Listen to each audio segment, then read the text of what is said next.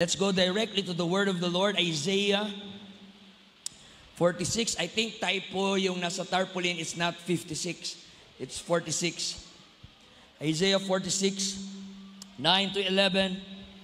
Remember the former things of old, for I am God, and there is none else. I am God, and there is none like me.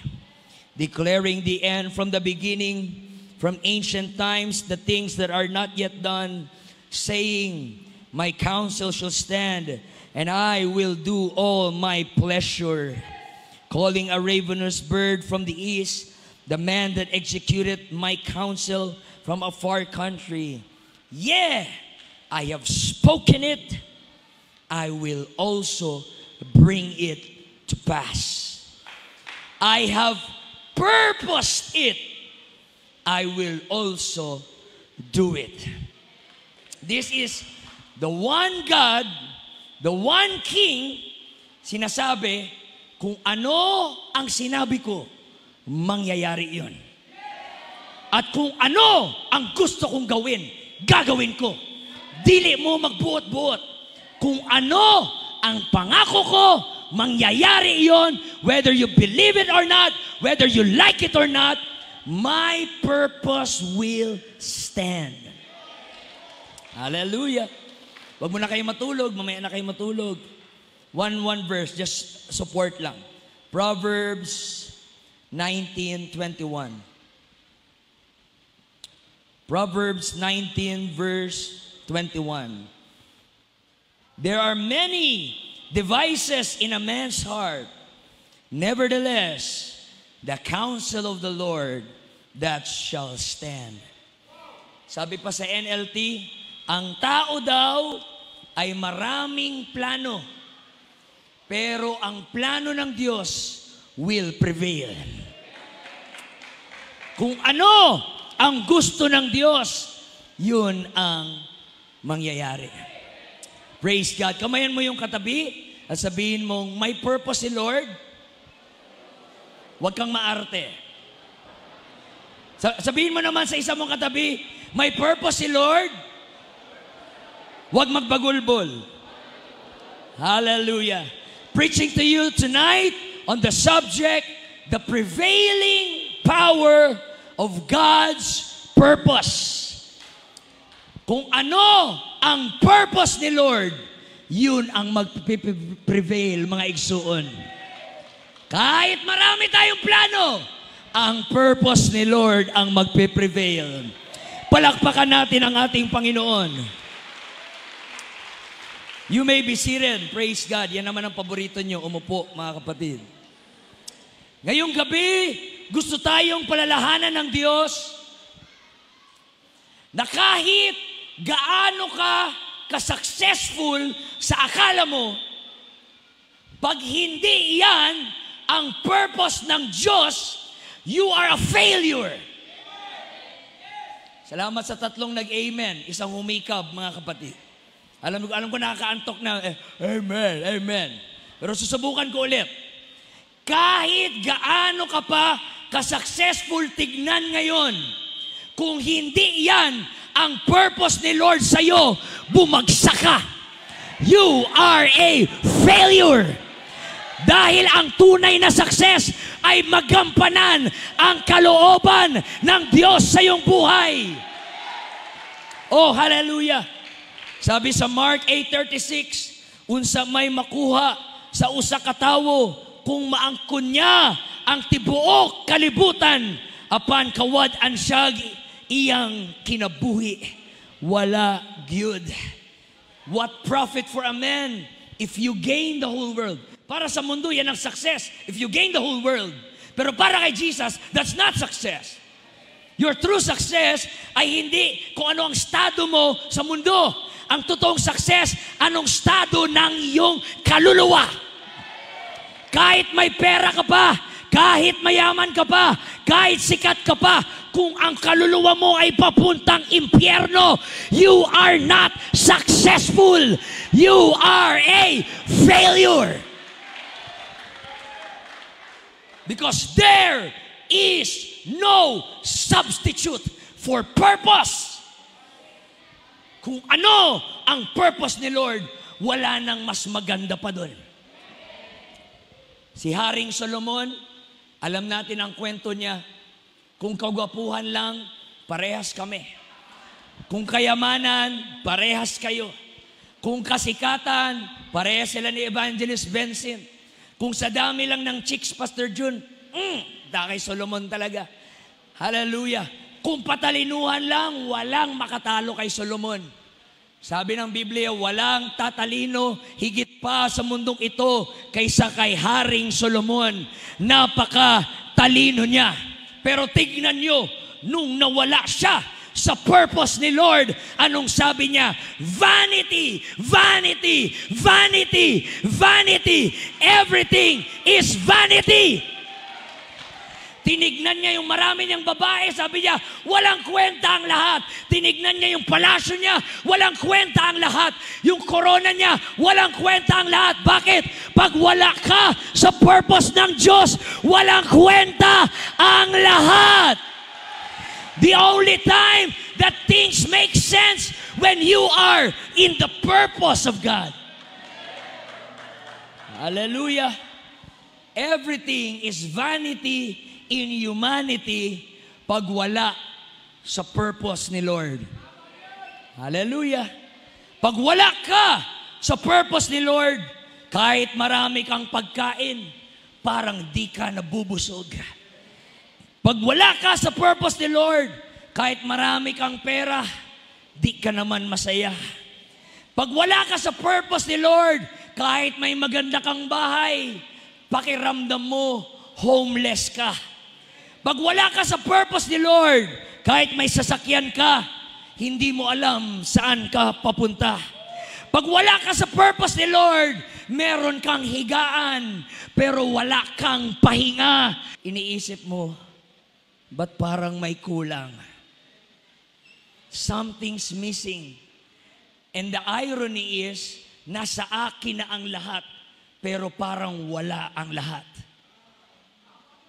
There is no substitute for purpose.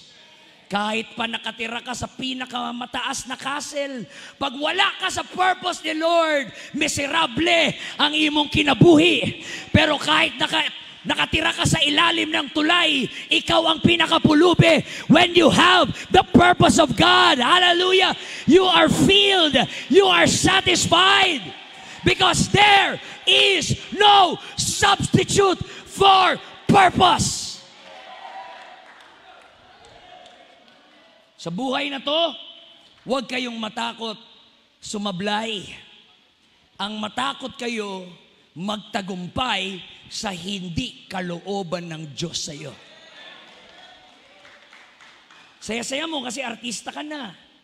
Hallelujah. Dati rin akong artista, mga kapatid, pero sinuko ko, di yung purpose ni Lord. Dati kinukuha ko ng GMA. Si Liza Soberano, chat sa akin. Uy, Pastor Earl. Sabi ko, oops, ministry ako. Catherine Bernardo, sorry talaga Catherine, pero mas mahal ko ang Panginoon. Hallelujah. Lagi akong kinukuha sa GMA para sa mga horror na mga palabas. Hallelujah. Kahit artista ka pa, kahit mayaman ka pa, hanggat wala ka sa purpose ni Lord, walang satisfaction, walang contentment, sasabihin mo, bakit ganon? Narating ko na lahat ng pwedeng gawin, pero parang wala pa rin kwenta yung aking buhay. Kapatid, mga bisita, kung gusto mong mahanap ang purpose mo, si Jesus ang sagot. Si Jesus ang sagot. Kung naliligaw ka ngayon, si Jesus ang sagot. Hindi droga, hindi babae, hindi kayamanan, hindi kalaswaan. Si Jesus ang sagot. Hallelujah. Proverbs 19:21. Daghang mga plano sa kasing-kasing sa tao. Apan ang katumanan ni ini gikan sa Ginoo. I believe every time sinasabi natin, mga sir, yung plano ng Diyos, ay plano natin, yung Panginoon tumatawa. Sabi-sabi tayo, sa taong ganito, magpapapayat na ako. Sa taong ganito, magja-jogging na talaga ako. Sa taon na ito, magpapasting na ako. At si Lord, na nakita na niya mula umpisa hanggang dulo, natatawa. Ang daming plano. Hindi niya alam, mas may plano ako sa buhay niya. Di ba't ganon din kayo ngayon? Hindi niyo naman plano maging Pentecostal dati. Hindi niyo man plano maging apostolic noon. Hindi niyo man plano maging Kristiyano noon. Gusto niyo sa sabungan. Gusto niyo sa karaoke. Kanta ng, touch when I touch, you're my on-time lover. Do it, do it, do it. Lalo na ngayong New Year, mga kapatid. Gusto mo doon sa disco, bugs, bugs, bugs, sayaw-sayaw. Yun man ang plano mo noon. Pero nagtagumpay ba? Hindi. Bakit? God's purpose will always prevail. Kahit marami kang plano, pag gusto kang iligtas ng Diyos, ililigtas ka ng Diyos. Kahit marami kang plano, kahit gusto mo sa kapahamakan, ililigtas ka ng Panginoon. Because God said, my purpose will prevail. Oh, hallelujah. Oh, hallelujah. Tinignan ko yung word na prevail, lahat magsabing prevail, sa Hebrew ay ligbor. Ligbor. Na ang meaning ay to overcome, to overpower, and I like this third word, to triumph. Voice of triumph. Ang plano daw ng Diyos, yun palagi ang mananalo. Takasan mo siya, sige. Taguan mo siya, sige. Iwasan mo siya, sige. Sa bandang huli, si Lord pa rin ang mananalo. Kahit ilang beses kang mag-backslide, kahit ilang beses kang lumayo, pag may plano ang Diyos sa'yo, ang plano ng Diyos ang magta-triumph.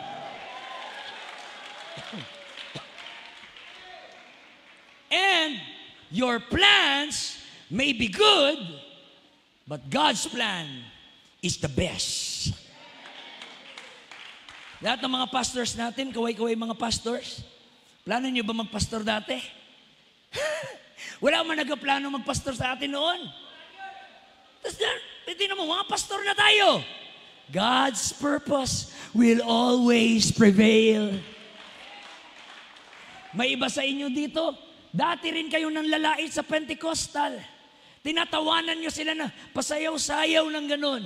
Tinatawanan nyo na mahaba ang buhok. Tinatawanan nyo na umiiyak. Tignan mo, nasan ka ngayon? Tumatalon ka na rin. Umiiyak ka na rin. Para ka na ring buang. Bakit? God's purpose will always prevail. Hindi mo kayang kalaban ang Diyos. Hindi ka mananalo. I promise you. Hindi ka mananalo. Takasan mo siya, magdahilan ka, ayoko, ayoko, ayoko. Hindi ka talaga mananalo. Laging si Lord ang mananalo. His purpose will always prevail. Hallelujah, hallelujah. Now, di ba kayo nagtataka mga kapatid? Bakit hanggang ngayon, buhay ka pa rin? Mabait ka ba? Hallelujah. Mabuti ka bang tao? Hallelujah. Mga mukha nyo mukhang merong hindi talagang gagawing maganda. Pero tingnan nyo, buhay pa rin tayo. Ako, itong gwapo na to, huwag kayong maniwala dito. Masamang tao ito. Dami ko nang pinaiyak ng mga chicks. Dami ko nang pinaiyak ng mga bakla, mga kapatid. Hallelujah. Pero alam nyo, buhay pa rin ako. Hindi ako kinidlatan ni Lord. Hindi niya ako tinapunan ng meteor or kinuha niya yung heartbeat ko. Buhay pa rin. Bakit? May purpose pa si Lord. May purpose pa si Lord. Hanggat buhay ka, hindi pa tapos ang purpose ng Diyos sa iyong buhay. Huwag kang susuko. Huwag kang mawawala ng pag-asa. Hanggat buhay ka, hindi pa tapos si Lord. Yan, lagi kong prayer, Pastor June. Lord, kung nakita mo sa future na mabackslide ako, kunin mo na ako ngayon. Dahil ayokong mamuhay ng buhay na wala ka, O Diyos. Pero kung nakita mo na hindi pa tapos ang purpose ko, keep on giving me the life that I needed, mga kapatid. Hallelujah. Ilang beses akala ko katapusan na ng buhay ko, pero hindi pala. Kalooban pala ni Lord na mag-preach ako doon sa Section 4 Youth Rally. Akala ko tapos na ang ministry ko. Akala ko tapos na ang buhay ko. But God's purpose will always prevail. It will always prevail. Hallelujah. Bigyan ko kayo ng 2 dahilan. Actually, 500 dahilan, pero 2 na lang para sa inyo kasi gutom na kayo. Papakita ko sa inyo bakit ang purpose ni Lord ang laging mananalo. Okay? Kahit mag-arte-arte ka na, ayaw. Hindi. God's purpose will prevail. Let me show you. Number 1, God's purpose will prevail because He is a sovereign God. Pag sinabing sovereign, siya ang pinaka makapangyarihan. Siya ang nagdidesisyon sa lahat. Siya ang may final decision sa lahat.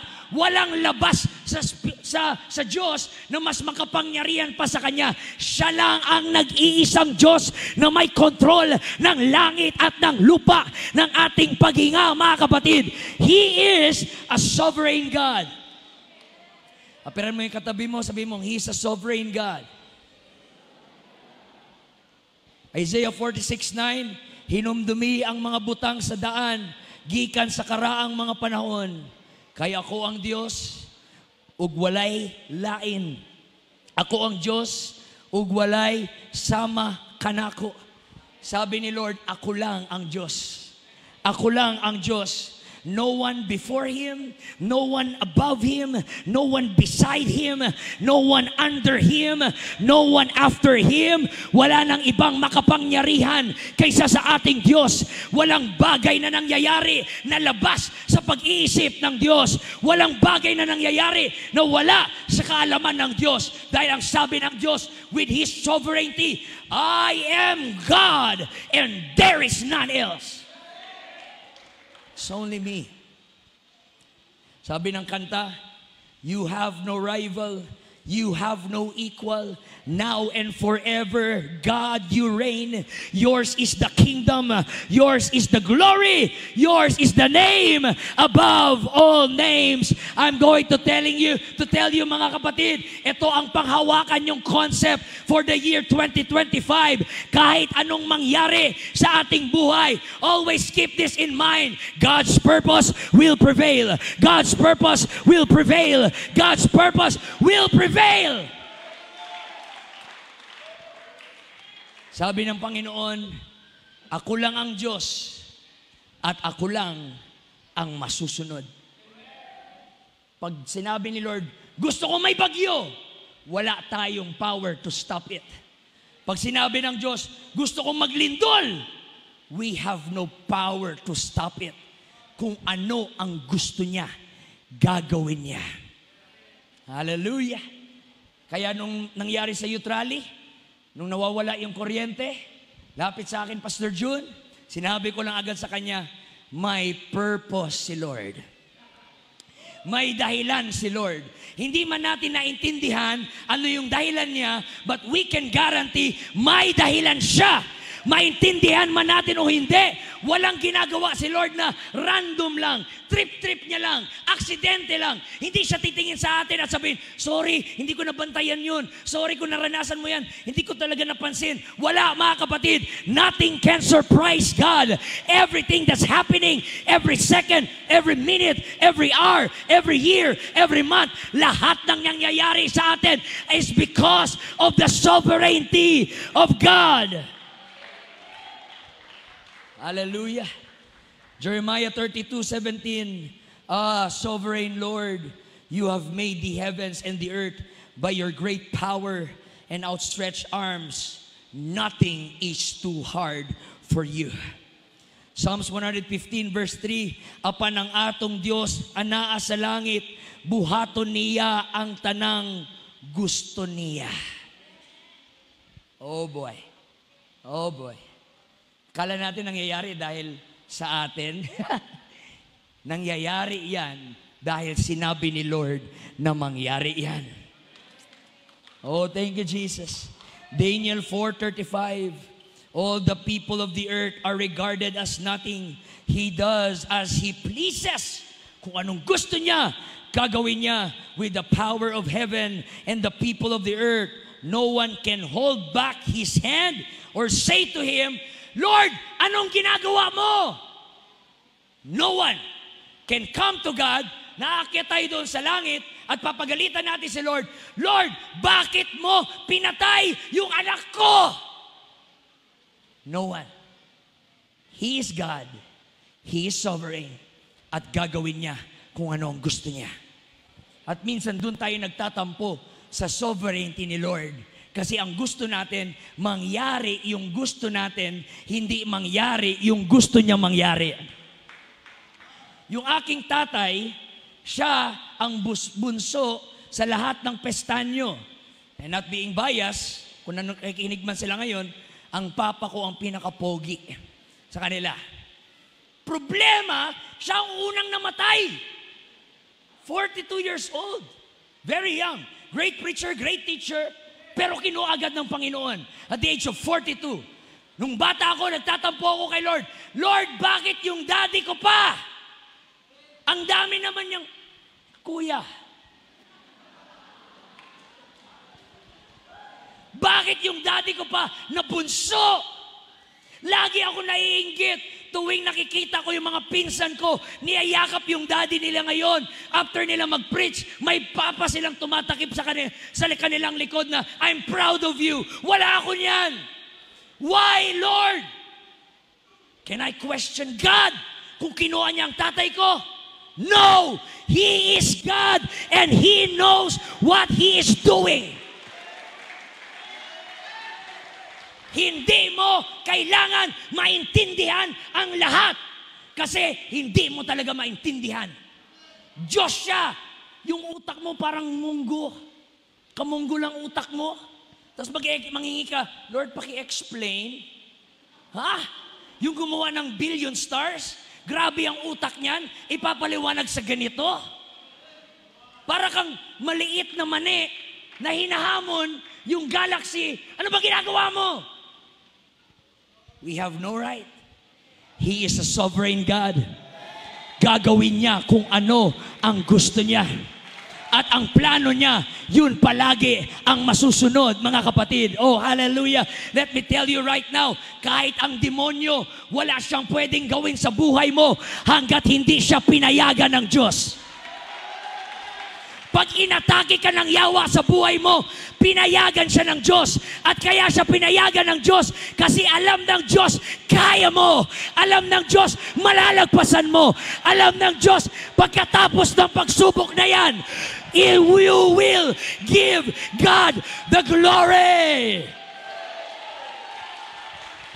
My purpose will prevail.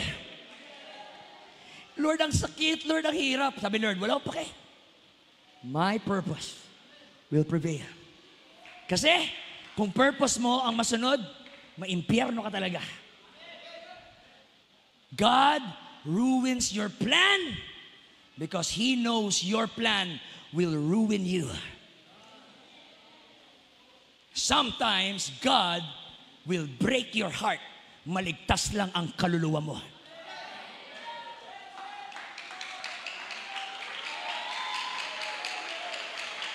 Marami sa atin, saka lang tayo nagsimba nung namatay si mama, nung namatayan ng anak, nung nagka-cancer, nung nagkasakit. Hinayaan niya ng Diyos dahil mas importante sa Diyos na maligtas ka kaysa maging masaya ka. My purpose will prevail. Itatak mo yun sa kukote mo. Ang gusto ko, yun ang mangyari. Oh, hallelujah. Oh, hallelujah. Lahat ay planado ng ating sovereign, supreme God. He is the total control. He is in total control of everything from the grandest ng universe hanggat sa pinakamaliit na mga germs at mga bakterya. Lahat yan kontrolado ng Diyos.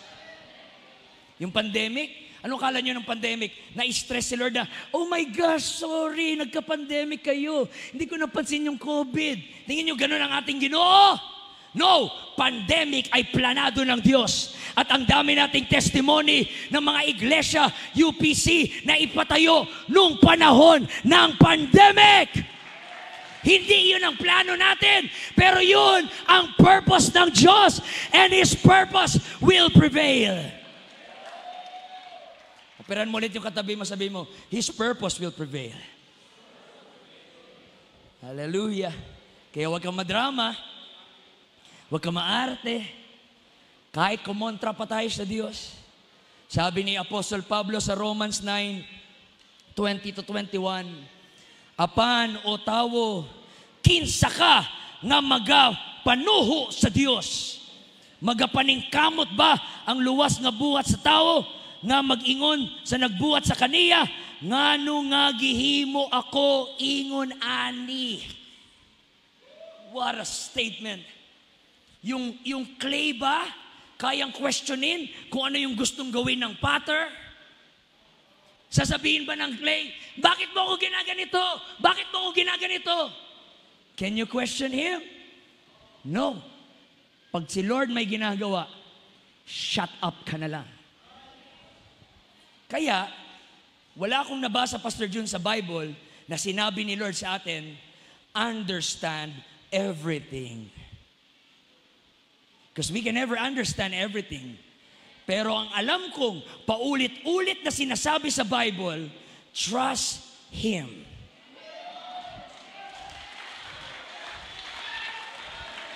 Kahit hindi mo maintindihan, trust Him.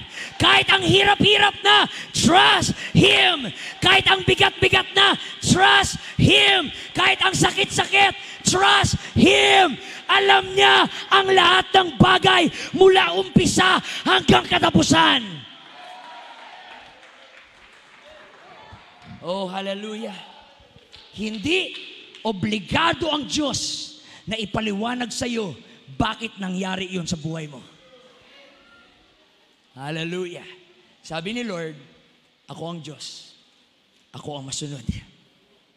Papakita ko sa inyo gaano kadakila, Pastor Jun, yung purpose ni Lord. Ang galing. Tignan mo dito.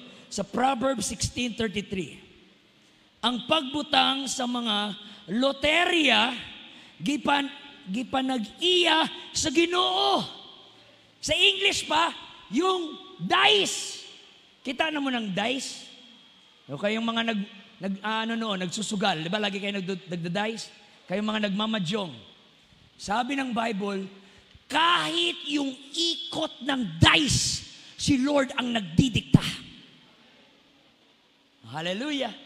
Maglaro ka ng snake and ladder, di ba? May dice yun. 3, 4, 5 hanggang 6. Kahit yung ikot nun, si Lord ang nagdi-decide. 2, 3, 5, 1. Kontrolado yun ng Diyos. Oh, hallelujah. Baka mamaya may gusto na sa inyo magtaya sa loto mamaya. At sabihin mo, Lord, kontrolin mo. Para sa church building, Ginoo. Hallelujah. Kahit yung mga nananalo sa mga sugal, si Lord ang nagdidikta sinong gusto niya. Manalo. Wala tayong panahon na masabi, walang kinalaman si Lord dyan. No, siya talaga ang kumikilos niyan lahat. Even yung galaw ng dice. Another thing, Matthew 10:29, walang nauhulog na ibon o langgam, kasi advance ang Bisaya, sa Tagalog, gumagapang pa lang, kayo nagalipad na. Ang langgam, mga kapatid, nauhulog bilang lahat ng Diyos. Hallelujah! Bawat maya na nauhulog, alam ni Lord, 10.8 billion, 9.6 billion, bilang lahat ng Diyos. At dagdag niya pa, pagka next verse, kahit yung mga buhok sa imong ulo, bilang ng Diyos. Kaya salamat sa inyo ng mga upaw. Ayaw niyong mahirapan si Lord magbilang. Hallelujah. Kaya nagpaupaw na lang kayo. Para Lord, hindi ka na magbilang. Pero ang sabi ni Lord, even the numbers of your hair, they are all numbered. The Father knows it. At ito ang dugtong ni Jesus. Kung bilang nga ng Diyos ang mga nahuhulog na maya, higit ka pa na mas importante sa maya. Higit ka pa na mas importante sa langgam. Higit ka pa na mas importante sa ibon. Kung hindi niya pinabayaan ang ibon, bakit mo inisip na pababayaan ka niya? Oh, hallelujah. Oh, hallelujah. Job 37:11-13, sinabi diyan, si Lord ang naglagay ng tubig sa ulap, at si Lord ang nagpaulan, si Lord din ang naglagay ng kulog sa ulap, si Lord din ang nag-decide kumulog. Si Lord din lahat yon, kontrolado ng Diyos. How about yung mga natural disaster? Itong mga lindol, itong mga baha, itong mga bagyo. Bago lang, ewan ko nabalitaan nyo, 180 passenger doon sa Korea, yung airplane, pagka-landing mga kapatid, palanding na, safe na, biglang bumangga sa medyo steep na concrete, sumabog. 180 people ang namatay. Pwede ba natin isumbat yun sa Diyos? Lord, bakit mo ginawa yun? Bakit mo hinayaan yun? Hindi natin kayang sukatin ang isip ng Diyos. He is a sovereign God. Ang sabi sa Amos 3:6, shall there be evil in a city, and the Lord hath not done it? Hindi yun kaya ni Lord kasi mapagmahal siya ni Lord. Talaga? Nung Noah's Ark, nilunod niya ilang libong tao, kasama mga buntis, kasama mga bata, kasama mga sanggol, inosente, na matay sa lunod. Sodom at Gomorrah, sinunog ng Diyos, mga kapatid, with fire, brimstone, mula galing doon sa heaven, ang daming patay, mga kapatid. Egyptians, noong panahon ni Moses, ang daming pinatay na Egyptians ni Lord. Ang dami niyang pinatay na Assyrians. Nung nagkasala si David at 70,000 yung inosenteng namatay, for 3 days, pinatay sila ng Diyos. 70,000. Lord, ang harsh mo, Lord, ang brutal mo, or talagang hindi mo lang kayang sukatin ang isip niya. Imbis na isipin mo, ba't ang brutal ni Lord, ang isipin mo, bakit binuhay ka pa niya ngayon? Yun ang isipin mo. Kasi makasalanan tayong lahat, and all have sinned and fall short of the glory of God, and the wages of sin is death. Kung makasalanan tayong lahat, the only thing na deserve natin ay kamatayan. But thanks be to Jesus, hallelujah, binigyan niya tayo ng regalo, binigyan niya tayo ng something na hindi natin deserve, and that is life. The fact na buhay ka pa rin ngayon, grasya na sa Ginoo, mga igsuon. Paano yung mga pinanganak na bulag, pilay, may abnormality sa katawan? Si Lord ba ang nag-decide? Anong sabi ng Biblia? Exodus 4:11, the Lord said, sino ang gumawa sa pipe? Sino ang gumawa sa bingi? Sino ang gumawa sa bulag? Have not I, saith the Lord. Hallelujah. Minsan isipin mo, parang ang unfair, no? Na ginagawa yun ng Diyos. Well, unfair para sa atin. Limitado lang utak natin eh. 5 plus 1 nga, nagka-calculator pa tayo eh. Pero para sa Diyos, yun ang tamang gawin. At pag naintindihan mo ang sovereignty ng Diyos, magiging kagaya ka ni Job, na kahit may 10 anak siya na bangkay sa harapan niya, tumaas lang siya ng kanyang kamay. The Lord give it. The Lord take it away. Blessed be the name of the Lord.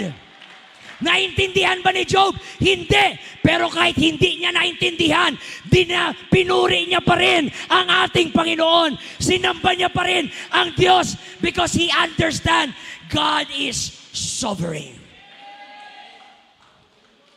Pero iniisip ko, Pastor Jun, kung hindi namatay yung daddy ko, hindi rin ako pastor ngayon. Badlungon ako yung buhay daddy ko. Sige duta, computer. Siguro, kung buhay pa dati ko ngayon, Dota player ako. O kaya, bakla na siguro ako, nabayot na siguro ako. Hindi ko alam ano nangyari sa akin. Pero yung kamatayan niya, yun ang nagbigay daan ng turning point sa aking ministry. Hindi lahat ng trahedya sa buhay mo ay katapusan na ng buhay mo. Some of it is just a inaayos ng Panginoon ang redirection, mga kapatid, ng iyong buhay. Redirection ng iyong destiny. Kaya sa inyo dyan, ang mga anak ng pastor, huwag niyong antayin ang papa niyong mamatay sa kanyo sagutin ang tawag ng Panginoon. Huwag na kayong gumaya sa akin na nung buhay yung daddy ko badlungon. At ngayon, patay na siya, nagpipreach ako. Sayang, hindi ko naranasan makita na nagpipreach ako at nandyan siya. Pero habang ngayon na may calling ka ng Panginoon, sundin mo ang kalooban ng Diyos. Hindi ang kalooban mo sa iyong sarili.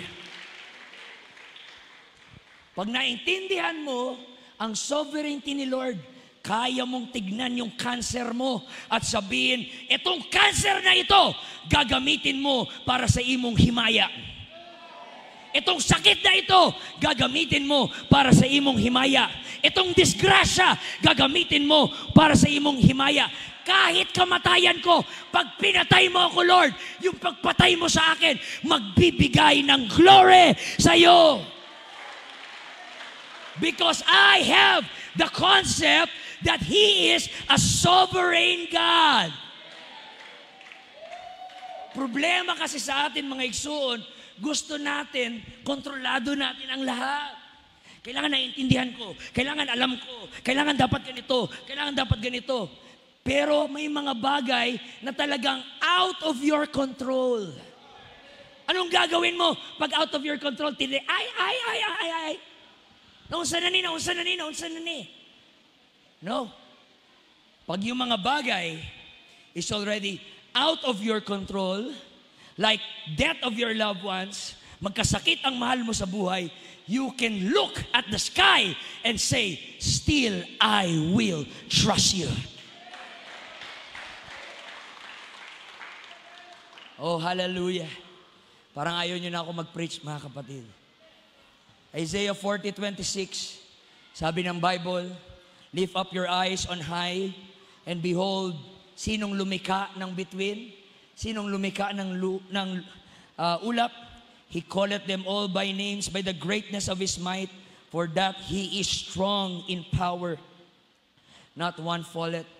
Sa Psalms 147:15-18, ang sabi ng Biblia, si Lord daw ang nagkokontrol ng snow, si Lord din ang nagkokontrol ng hail, si Lord din ang nagkokontrol ng mga comet na para lang silang mga holen sa kanyang kamay. Siya ang at si Lord din ang nagkokontrol ng hangin para tunawin yung snow. Imagine the sovereignty of God. Sabi ni Lord, snow, hail, sige hangin, tunawin mo. Sovereignty of God. Nung panahon ni Jonah, nung tinawag siya ni Lord na mag-preach sa Ninive, pero tumakas siya, anong sabi ni Lord? Bagyo, bagyuhin mo. Balyena, anong Bisaya ng balyena? Balyena, saluhin mo. Ganun din yung balyena. Jonah, tagal, Jonah. Pagkasalo ng balyena, sige balyena, iluwa mo. Dinura niya, tumalsik siya doon sa Ninive. Pagdating sa Ninive, sabi ni Lord, halaman, tumubo ka. Tinignan ni Jonah yung halaman, cute-cute ng halaman. Sabay si Lord din nagsabi, uod, kainin mo yung halaman. Kinain yung halaman. Galit na galit si Jonah. Bakit, Lord? Anong sagot ng Diyos? Kung may concern ka sa halaman, Bakit wala kang concern sa mga tao sa Ninive na nagsisisi ngayon at nananalangin sa akin? See the sovereignty of God? Kinontrol niya yung bagyo, kinontrol niya yung balyena, kinontrol niya yung halaman, at kinontrol niya yung uod na kainin yung halaman. Bawat nangyayari sa buhay mo, I believe, yan po ay orchestrated ng ating Panginoon. Paglabas mo sa kalsada, yung mga sasakyan na umaandar, kontrolado yan lahat ng ating Panginoon. Yung mga lamok sa paligid mo, kontrolado yan ng Panginoon because He is the sovereign God. Siya ang masunod. Kaya mga igsuon, anuman ang sabihin ng Diyos, ito ay mangyayari. Hindi mo man maintindihan ang lahat, but trust the sovereign judgment of God. I believe nakikita natin ngayon ang mundo natin magulo, unpredictable, puno ng heartaches. But I'm going to tell you, my friends, sa kalagitnaan ng trahedya sa mundo, God is still in control. God is still in the midst of it all because God's purpose will always prevail. Isaiah 46:10, nagaingon ang Diyos, ang akong tambag, magatuman, ug buhaton ko ang tanan nga akong gipangandoy. Para siyang direktor na control na niya, alam na niya ang lahat. Sino na dito nakaranas manood ng pelikula? Mahilig manood ng pelikula? Huwag na kayong magsinungaling, nasa church tayo. Baka may impyerno kayo mga kapatid. Now, tayo na mahilig manood ng movie, kaya natin sila pinanood kasi tapos na. Hindi natin sila pwedeng mapanood kung hindi pa tapos. Bago nagawa ang movie, meron pa yung audition. After ng audition, script writing. After ng script writing, shooting. After ng shooting, final editing. After ng final editing, lalabas na, now showing. Bakit showing na siya? Kasi tapos na. Oh, hallelujah. Yung nagigets mga kapatid. Pag may ginawa si Lord, ginawa na yon kasi tapos na sa kanyang pag-iisip. Pinapanood na lang natin kung ano ang sinimulan niya. He is the author and the finisher of our faith. Oh, hallelujah. Mga engineer, may mga engineer ba tayo dito, Pastor? Alam niyo yan, mga engineer? Hindi kayo nagsisimula ng building hanggat hindi muna tapos sa blueprint. Pag tapos na ang blueprint, saka mo siya pwedeng simulan. Pag sinabi ng engineer, tara, itayo na natin ang building. Bakit? Tapos na sa plano.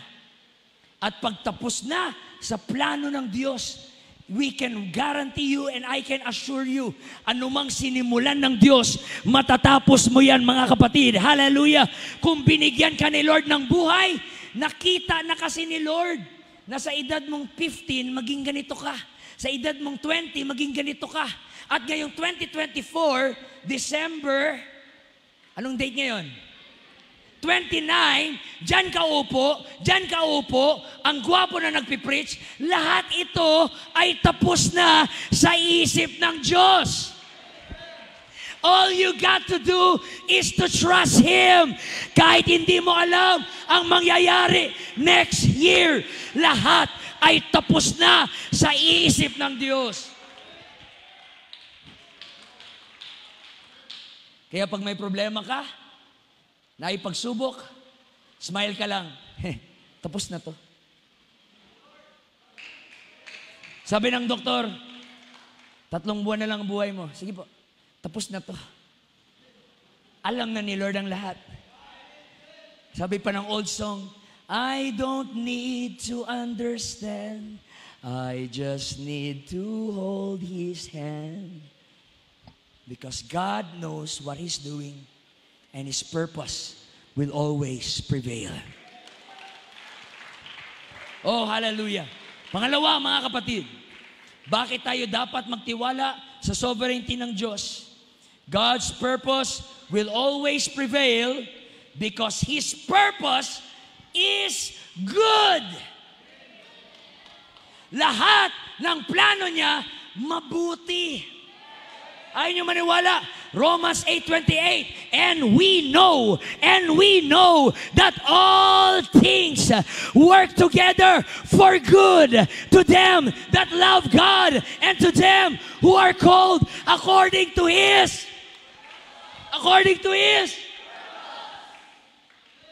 Hindi sinabing all things will be good. Ang sabi, all things work together for the good. Hindi lahat ng mangyayari sa iyo ay mabuti, pero lahat ng mangyayari sa iyo ay para sa iyong ikabubuti.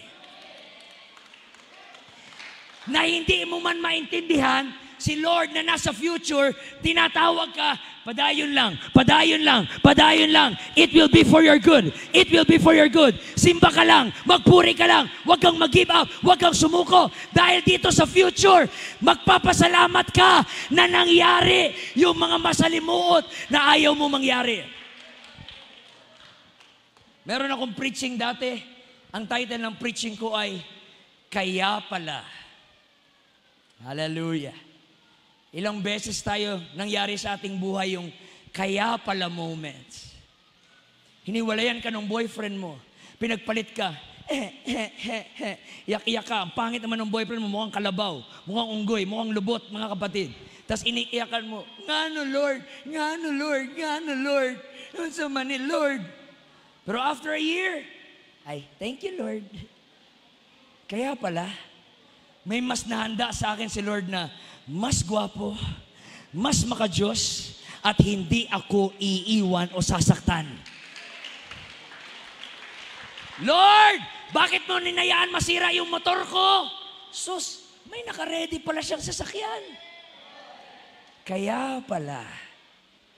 Lord, bakit nangyari sa akin to? Yun pala kasi backslider ka. Pero nung nangyari yun, kaya pala, naintindihan ko, may plano ang Diyos sa lahat ng bagay. Sabihin mo sa katabi mo, ano mang mangyari. Sabihin mo, itulak mo para magising. Ano mang mangyari, it will be for your good.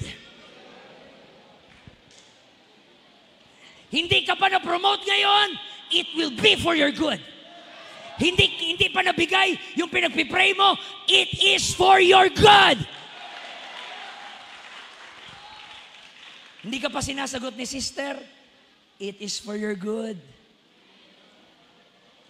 All things, everybody shout, all things work together for good.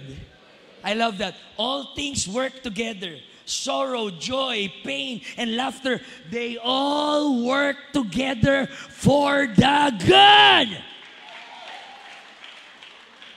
So pag may problema ka, may suliranin ka, pikit ka lang at sabihin mo, this will be for my good. This will be for my good. This will be for my good. Dahil, pag gusto ka na ring pagpalain ni Lord, nothing can stop it. Pag gusto ka nang i-elevate ng Diyos, wala nang makakapigil sa'yo, mga kapatid.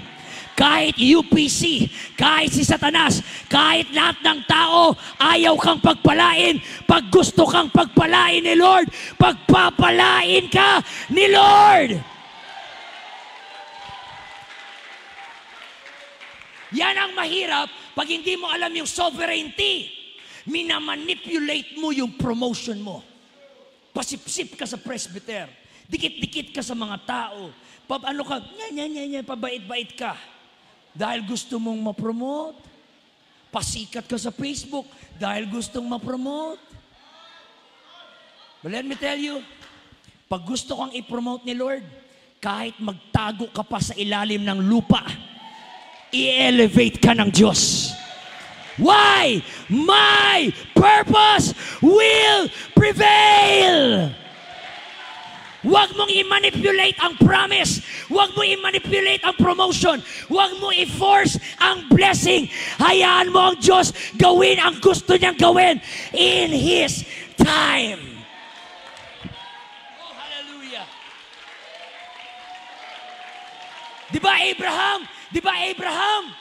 Anong problema ni Abraham? Minamadali yung promise. Nasabi ni Sarah, sige, punta ka kay Hagar. Si Abraham din, sunod din, sige. Saya-saya niya. He forced the promise because he don't understand the process. Pero pag alam mo, God is sovereign. Kayong mga binata, dalaga, tayo may mga love life, kaya mong sabihin sa love life mo, kung kami talaga, kami talaga. Di mo kailangan maging insecure. Di mo kailangan maging selosa. Masyado ka nagbabantay na, sino yung didikit-dikit sa kanya? Sino yung lalapit-lapit sa kanya? Kahit yung aso, pinagseselosan mo, loko tong aso na to. Bumuhawakan yung aking girlfriend. Minsan kahit sarili mo, pinagseselosan mo. Bakit? Takot ka kasi na iniisip mo yung relasyon nyo, yung tadhana ng relasyon nyo, nasa kamay mo. Hindi. Pag hindi kayo ang kalooban ni Lord, hindi talaga kayo ang maging kalooban ni Lord.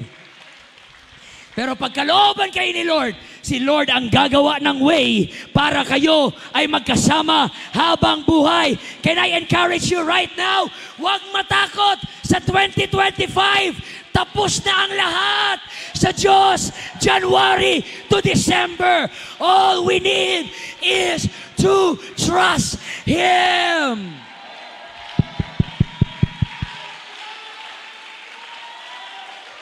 Oh, hallelujah!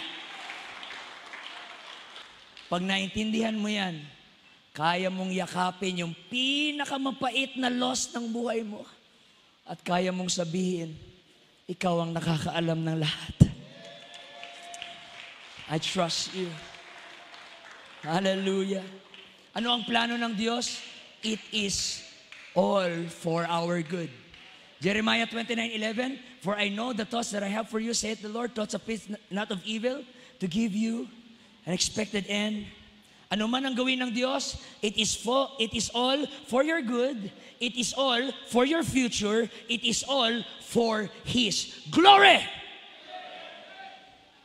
Lahat yan ay para sa ikabubuti mo. Knowing na ang ating Diyos ay sovereign and that He is good, dito natin nakuha yung ating confidence. Philippians 1:6, anong sabi? Being confident of this very thing, that He who hath began a good work in you will perform it until the day of Jesus Christ. Mga pastors, kung sinimulan ka ni Lord sa ministry, tatapusin niya ang ministry na yan. Kung sinimulan ka ni Lord na may business, siya rin ang tatapos niyan. Wala siyang sisimulan sa buhay mo. Naiiwanan ka niya sa ere. Sasamahan ka ng Diyos sa lahat ng panahon ng iyong buhay. Apiran mo yung katabi mo, dapat confident ka. Apiran mo isa mong katabi, dapat confident ka. Na lahat na nangyayari, it's for my good. It's for my good. It's for my good. Sabi ni Paul, for I reckon, Romans 8:18, bilisan ko na, I reckon that the sufferings of this present time are not worthy to be compared to the glory which shall be revealed in us. Habang yakap-yakap ni Pablo yung pagsubok, sabi ni Pablo, itong problema ko, wala ito kumpara sa kahimayaan, kaluwalhatian na darating. So yayakapin ko lang to because it's for my good. Oh, hallelujah. Kung gutom na kayo, gugutumin ko pa kayo, mga kapatid.